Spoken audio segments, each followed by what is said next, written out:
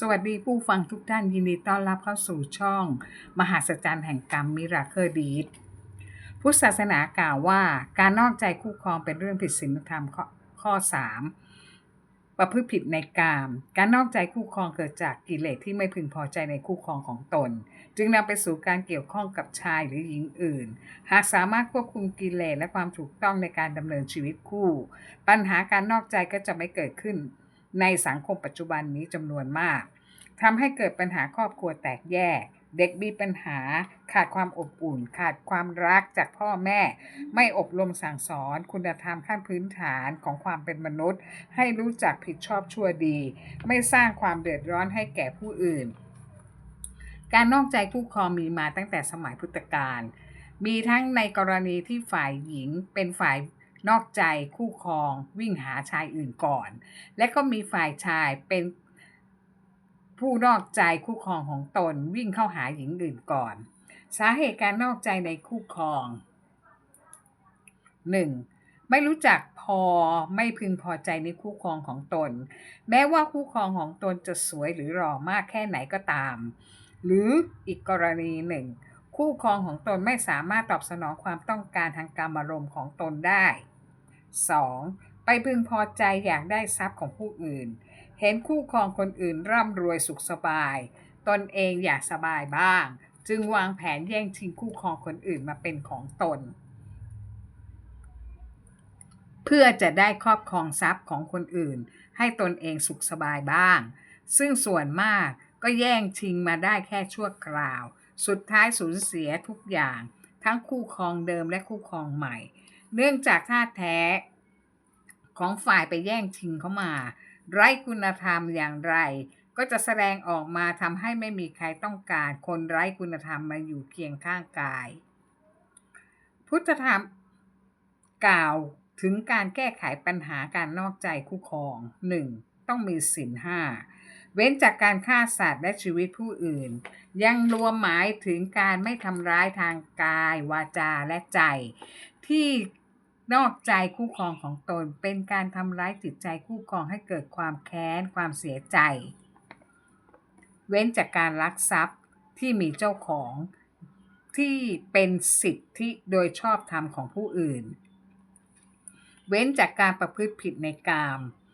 ไม่ว่าจะเป็นฝ่ายสามีหรือภรรยาไปมีสัมพันธ์กับหญิงชายอื่นที่ไม่ใช่คู่ครองของตนเว้นจากการโกหกเพราะเมื่อมีการนอกใจคู่ครองตนย่อมหาข้อแก้ตัวไม่ยอมรับผิดเพราะยอมรับความจริงที่ตนทำผิดต่อคู่ครองของตนเองไม่ได้จึงต้องโกหกต่างๆนานาเว้นจากการดื่มของมึนเมาเสพยาเสพติดเพราะทำให้ขาดสติความรู้สึกดีชั่วเผลอทำตามอารมณ์ฝ่ายต่ำนอกใจคู่ครองตน 2. ต้องมีธรรมะ4ข้อในการครองเรือนมีศรัทธาเสมอกันมีศีลเสมอกันมีน้ำใจการเสียสละเสมอกันมีสติปัญญาเสมอกันหมายถึงรู้เหตุและผลรู้ดีและชั่ว 3. ต้องมีอิทธิบาท4เป็นเส้นทางสู่ความสำเร็จความพึงพอใจรักมีความสุขและเห็นคุณค่าในสิ่งที่ตนมีความเพียรความพยายามอดทนเข้มแข็งสม่ำเสมอไม่ย่อท้อความตั้งใจมุ่งมั่นรอบคอบมีสติตั้งใจทำอะไรก็ทำให้ดีที่สุดพิจารณาไข้ควรปรับปรุงแก้ไขวางแผนพัฒนาในสิ่งที่ทำให้ดีขึ้นเรื่อยๆในการใช้ชีวิตคู่เปรียบได้กับการเดินทางผจญชีวิตใหม่เป็นเส้นทางใหม่ที่ทั้งชายและหญิงต้องสามัคคีรักใคร่ปองดองพร้อมใจกันที่จะเดินบนเส้นทางชีวิตใหม่ทั้งคู่ต้องช่วยกันประคองให้เส้นทางชีวิตคู่ประสบความสำเร็จสร้างเป็นเรื่องราวให้ลูกหลานรุ่นหลังได้ภูมิใจในสิ่งที่พ่อแม่ช่วยกันสร้างมามีเด็กสาวสวยมากใจแตกคนหนึ่งเธอสมัครใจไปเป็นโสเภณีในต่างแดนเพราะเธอคิดว่าการใช้ชีวิตอยู่เมืองนอกจะมีชีวิตที่หรูหราสุขสบายเธอสร้างวิมานในอากาศโดยไม่รู้ว่านรกบนดินในซ่องโสเภณีไม่ว่าที่ไหนในโลกร้ายเหมือนกันทั้งนั้น โดยเฉพาะเมืองนอกยิ่งโหดร้ายกว่าเมืองไทยหลายร้อยเท่าเพราะเธอพาตัวเองเดินเข้าสู่เส้นทางหญิงโสเภณีสิ่งที่เธอพบเจอคือในแต่ละวันต้องมีการรับแขกวันละ50 ถึง 100 คนต้องทำเวลากับแขกคนละไม่เกิน15 นาทีต้องออกไปที่ใหม่ให้ทันโดยจะมีแมงดาคุมอยู่หน้าห้องพาไปในแต่ละที่ต้องทำเช่นนี้ทุกวันไม่มีการหยุดลาป่วยห้ามคิดหนีด้วยห้ามมีเรื่องกับแขกเพราะถ้าแขกฟ้องพวกหญิงโสเภณีจะถูกลงโทษในหลากหลายรูปแบบที่แย่กว่ายิ่งกว่าสัตว์เดรัจฉานที่เลวร้ายกว่านั้นก็คือหากใครคิดหนีจะถูกพาไปโยนทิ้งที่ภูเขาให้ตายกว่าจะมีคนมาพบศพก็ไม่สามารถพิสูจน์อัตลักษณ์ได้นี่คือชีวิตจริงของหญิงโสเภณีต่างแดนการที่จะหลุดพ้นจากซ่องนรกได้ก็มีแค่ต้องมีแขกที่มีเงินมาซื้อตัวหญิงโสเภณีออกไปเท่านั้นราคาค่าตัวขึ้นอยู่กับว่าโสเภณีคนนั้นทำกำไรให้กับซ่องมากแค่ไหนหรือใกล้จะปลดระวางแล้วพ่อแล้วแม่แล้วจึงจะยอมปล่อยตัวออกมามีโสเภณีจำนวนไม่น้อยที่หลุดออกมาจากซ่องนรกได้จะกลับตัวกลับใจเป็นคนดีเป็นภรรยาเป็นแม่ที่ดีให้กับสามีและลูกเพราะเข็ดขยะกับชีวิตในซ่องนรกมาอยู่ในสังคมใหม่ได้อย่างความภาคภูมิใจแต่ก็มีโสเภณีอีกจำนวนไม่น้อยเช่นกันที่ลืมตัวพอมาอยู่ในสังคมภายนอกมีอิสระมีสามีที่ดีมีลูกที่ดีแต่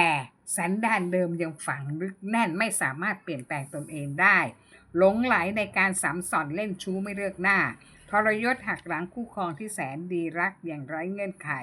ให้โอกาสครั้งแล้วครั้งเล่าก็ไม่สำนึกตัวไม่กลับตัวกลับใจสนุกในการเล่นชู้ครั้งแล้วครั้งเล่ากับคนใหม่ๆไม่ซ้ำหน้าดุจเธอคนนี้ที่เป็นเช่นนั้นทั้งที่เธอโชคดีได้สามีมีความรู้เป็นวิศวกรก่อสร้างโครงการหลายหมื่นล้านสร้างเนื้อสร้างตัวจนวัยกลางคนมีฐานะที่มั่นคงเพิ่งจะมีครอบครัวเป็นข่าวเคราะห์ร้ายของเขาที่เขาเป็นคนขยันทำงานอาจจะเป็นเพราะวิบากกรรมเก่าทำให้ชายคนนี้มาถูกใจโสเภณีคนนี้ที่สวยมากแต่สันดานเลวสมบูรณ์แบบฉบับของโสเภณีมากประสบการณ์ซึ่งเธอมาเป็นภรรยาโดยที่เขาไม่บอกให้ครอบครัวรู้เลยว่าประวัติของเธอเป็นอย่างไรเขาปิดบังไม่ให้แม่เขารู้ประวัติภูมิหลังของเธอก็แสดงละครได้อย่างดีเยี่ยมเป็นแม่บ้านที่แสนดีเป็นลูกสะใภ้ที่ดีเป็นแม่ที่ดีเป็นภรรยาที่ดีอยู่กันมาได้20 ปีจนชายซึ่งเป็นสามีต่างชาติเชื่อใจเธอสนิทรักเธออย่างหมดหัวใจซื่อสัตย์กับเธอคนเดียวและคิดว่าเธอคงจะซื่อสัตย์กับเขาด้วยเช่นกันเพราะต่างก็อายุมากแล้ว50-60 ปีลูกชายลูกสาวก็โตเป็นหนุ่มมีครอบครัวเรียบร้อยแล้วเพื่อนๆของเขาก็เตือนเสมอว่าอย่าไว้ใจหญิงโสเภณีแค่สงบชั่วคราวเดี๋ยวก็แสดงสันดานเดิมออกมาแต่เขาไม่เชื่อในสิ่งที่เพื่อนเตือนพอแม่สามีตายเธอก็ชวนสามีให้ขายทรัพย์สมบัติทั้งหมดที่มีในต่างประเทศย้ายมาอยู่เมืองไทยเพื่อนก็เตือนให้มาเที่ยวเมืองไทยเป็นครั้งคราวแต่ให้อยู่เมืองนอกอย่ามาอยู่ถาวรที่เมืองไทยแม้จะเกษียณการทำงานแล้วชายคนนี้ก็ไม่ฟังสิ่งที่เพื่อนเตือนมาอยู่เมืองไทยพอกลับมาเมืองไทยลายสันดานเดิมของโสเภณีค่อยๆเริ่มออกแสดงออกมาเรื่อยๆจนเต็มที่ของมันก็พอดีอยู่มาได้เมืองไทยถึง14 ปีเธอเล่นชู้ไม่ซ้ำหน้าไม่รู้ใครเป็นใครหนักๆเข้าสามีต่างชาติของเธออายุก็80เข้าไปแล้วเป็นผู้ป่วยติดเตียงช่วยเหลือตัวเองไม่ได้แทนที่เธอจะดูแลปฏิบัติสามีตอบแทนบุญคุณเขาที่ช่วยชุบชีวิตเธอออกมาจากซ่องนรกมาสร้างเนื้อสร้างตัวตนใหม่ให้ยืนอยู่ในสังคมได้เธอกลับนำสามีไปอยู่บ้านพักคนชราและเธอพาชู้เด็กหนุ่มมาอยู่ในบ้าน ที่ซื้อโดยเงินของสามีต่างชาติชาวบ้านในหมู่บ้านเศรษฐีไม่มีใครคบเธอแม้แต่คนเดียวไม่มีใครพูดไม่มีใครทุกคนบอยคอตเธอจ่ายเงินค่าบ้านพักคนชราเดือนละ25,000ให้แก่สามีต่างชาติอยู่เขาตอมใจเสียใจที่ภรรยาที่เขารักมากที่สุดทำกับเขาได้ขนาดนี้นี่หรือคือผลตอบแทนความรักที่เขามอบให้คือการทอดทิ้งให้อยู่บ้านพักคนชรายังไม่แค่นั้นชายชู้หนุ่มบอกให้รับสามีออกมาจากบ้านพักคนชรามาจ่ายเงินเดือนที่จ่ายให้บ้านพักคนชรา25,000ให้กับชายหนุ่มชู้คนนี้จะได้และเขาจะดูแลสามีที่ป่วยติดเตียงเองยิ่งกว่าช้ำใจที่เห็นเมียตัวเองอยู่กับชู้หนุ่มในบ้านของตัวเองที่ตัวเองซื้อแถมปล่อยให้ตัวสามีเป็นแผลกดทับเน่าทั้งตัวชาวบ้านต่างสาปแช่งโสเภณีคนนี้และชายชู้ของเธอเพราะสังคมต่างจังหวัดยังคงยึดถือประเพณีธรรมที่ดีงามอยู่ทั้งหมู่บ้านต่างก็บอยคอตเธอชายหญิงคู่นี้จนถึงเวลาสิ้นสุดวิบากกรรมของชายสามีต่างชาติสิ้นลมอย่างสงบใจการที่เธอมีชีวิตสุขสบายก็เพราะได้เงินเกษียณของสามีต่างชาติเดือนละ100,000 บาทจึงทำตัวฟุ้งเฟ้ออวดรวยอยู่ได้ซื้อผู้ชายได้ย้ำหน้าไม่ให้เกียรติสามีเธอเลยพาเข้ามาอยู่บ้านเดียวกันกับสามีและชู้โดยเธอไม่อายใครด้วยนอกจากนี้เธอทำกับสามีต่างชาติผู้มีพระคุณได้อย่างสะใจมากเธอสวดศพให้สามี1 วันและเผาเลยจะได้ไม่เปลืองเงินในการจัดงานศพแต่เธอหารู้ไหมว่าเมื่อสามีต่างชาติเสียชีวิตลงแล้วเงินเกษียณ100,000 บาทก็จะสูญไปด้วยชีวิตหลังจากนี้ก็คือวิบากกรรมที่เธอต้องรับเต็มๆยังไงกรรมก็ตอบสนองให้เห็นกันในชาตินี้กล่าวถึงลูกชายลูกสาวที่อยู่ต่างประเทศพอเธอไปแจ้งว่าพ่อของเขาตายเสียชีวิตแล้วลูกๆก็บอกไม่มางานศพพ่อให้เก็บเท่ากระดูกไว้บางส่วนเมื่อไหร่ที่เขาสามารถลางานมาได้เขาจะมารับเท่ากระดูกของพ่อเขากลับประเทศ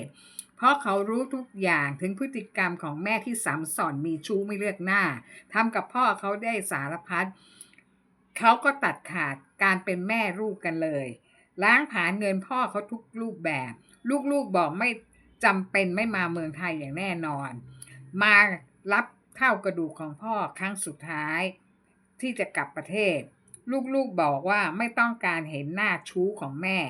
ซึ่งเขารังเกียจแม่ของเขาที่ไม่ทิ้งสันดานของโสเภณีสวัสดีค่ะ